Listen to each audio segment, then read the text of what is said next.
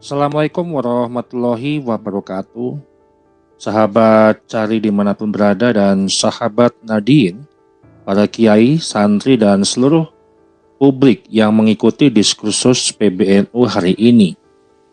Dan kali ini kita tidak sedang mencari sebuah sensasi, tapi kita sedang membedah sebuah fakta, struktur dan arah masa depan NU.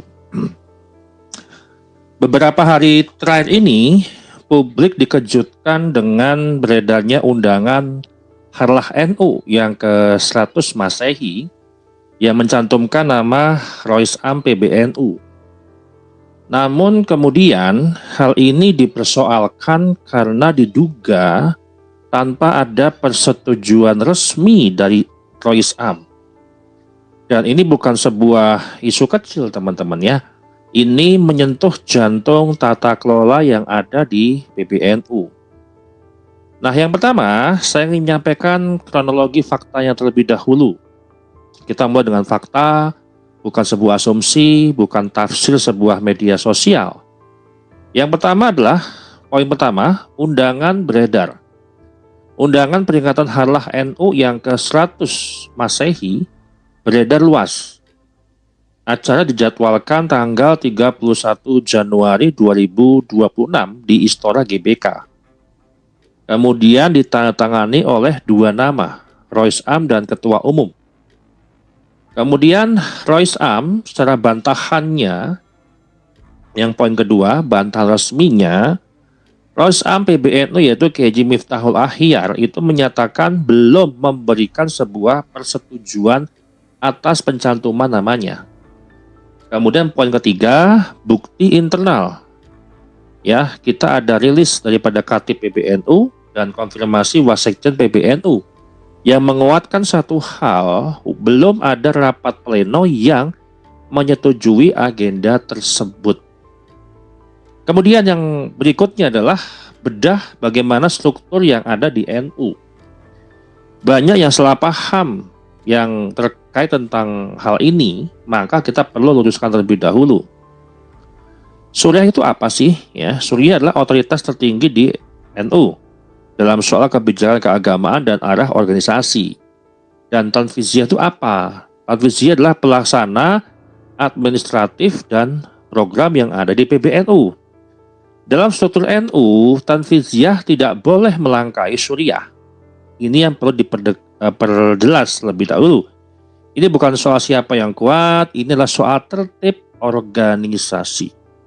Nah, saya menganalisis konflik yang sekarang ini kok nampaknya makin memanas ya antara Suriah dengan Tanfiziyah yang memang sudah ditutup dengan islah tanggal 25 Desember tahun lalu. Namun kok sepertinya konflik baik-baik saja setelah di luar, namun di dalamnya masih rapuh.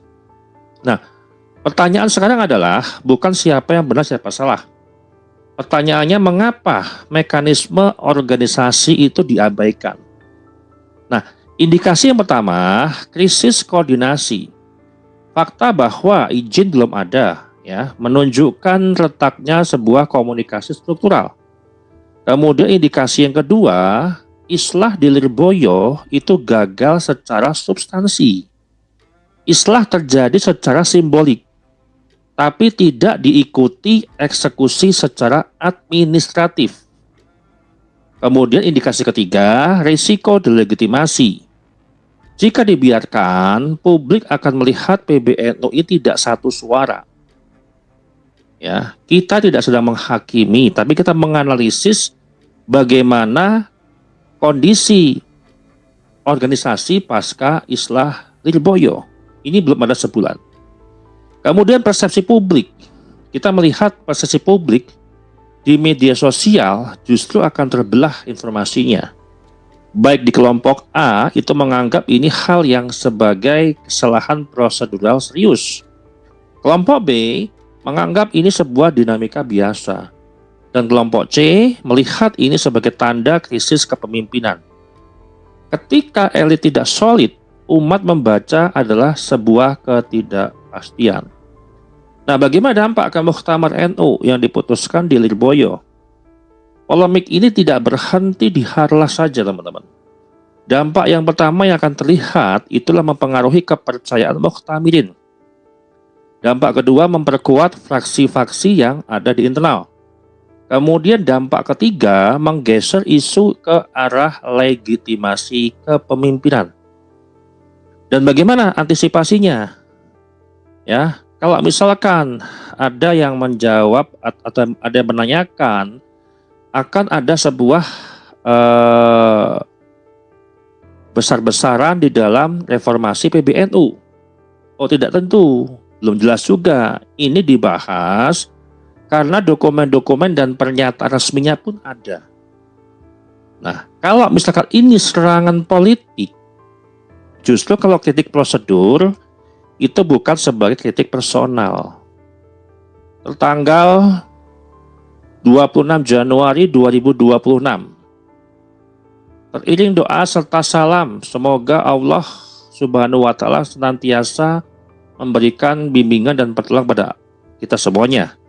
Disampaikan dengan hormat bahwa pada hari ini, Senin tanggal 26 Januari 2026, saya telah menerima banyak pertanyaan tentang beredarnya undangan peringatan hari lahir Nahdlatul Ulama ke-100 Masehi sebagaimana terlampir.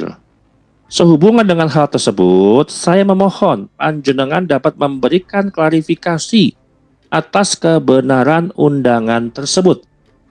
Sekedar untuk mengingatkan, sejak pertemuan panjenengan dan saya di Pondok Pesantren Miftahul Sunnah Surabaya pada hari Jumat 26 Desember 2025 pagi, saya telah menegaskan perlunya rapat pleno untuk menindaklanjuti hasil konsultasi Suriah dengan Mustasyar yang berlangsung sehari sebelumnya.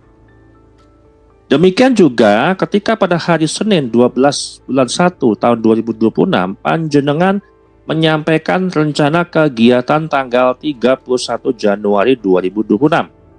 Kemudian saya menjawab, artinya Kiai Haji Miftahul Akhir menjawab dengan menanyakan kapan agenda rapat pleno akan dilaksanakan.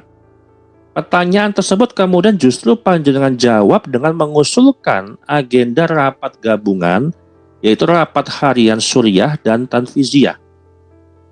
Saat ini saya sedang menunggu respons panjenengan atas surat jawaban tertanggal 24 Januari 2026 yang telah saya kirimkan.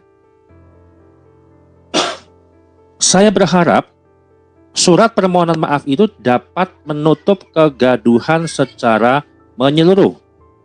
Artinya Rois Am ingin menanyakan terkait surat permohonan maaf untuk menutup sebuah kegaduhan.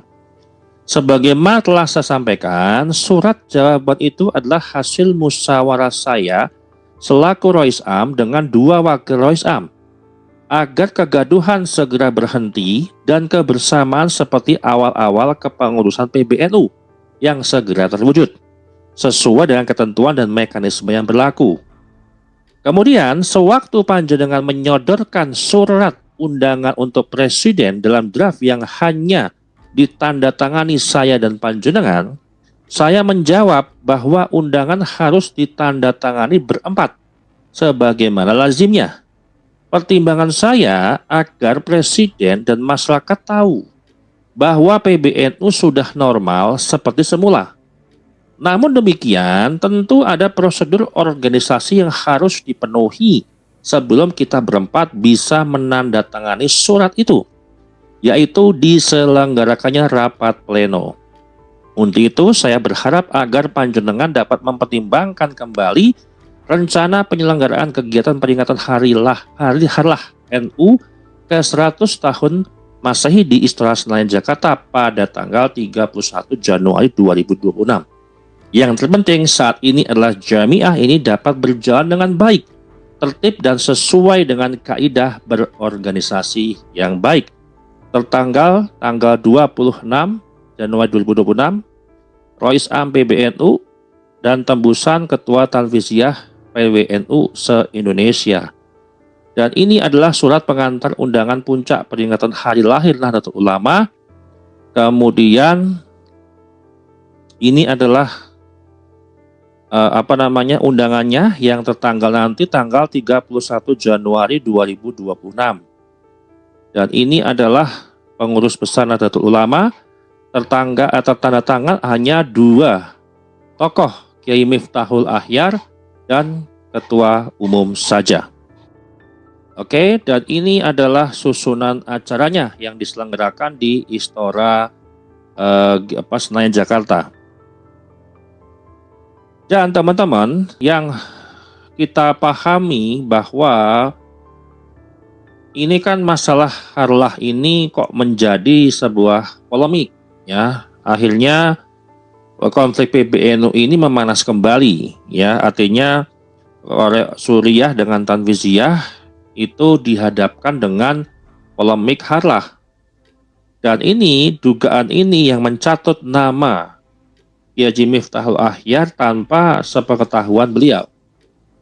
Dan intinya, NU terlalu besar teman-teman untuk dikelola dengan sebuah egois. Kalau egonya gede, ya ini sayang gitu loh untuk mengelola NU yang terlalu besar ini. NU terlalu berharga untuk dipermainkan prosedurnya. Dan NU terlalu dewasa untuk alergi sebuah kritik. Jika kita ingin NU ke depan itu membaik, ya harus tertib organisasi. Ini adalah harga mati ketika kita berorganisasi di lingkungan PBNU. Demikian dari saya, saya ucapkan wassalamualaikum warahmatullahi wabarakatuh.